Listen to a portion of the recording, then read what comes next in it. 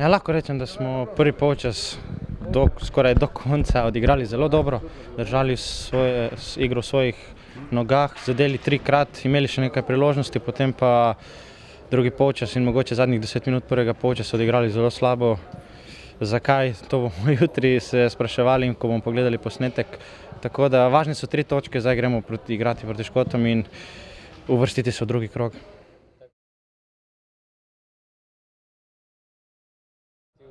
Dobro, za mene je bilo to nekaj novega, kajti prvič sem odigral proti svoji nekdanji ekipi.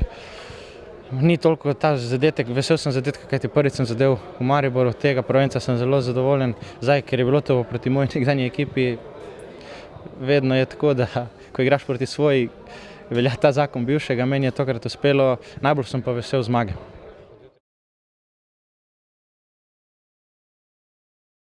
Tako, strinjam se, zdaj so na vrsti Škoti in tu se posvečamo samo tej tekmi in uvrstitvi v naslednji krog.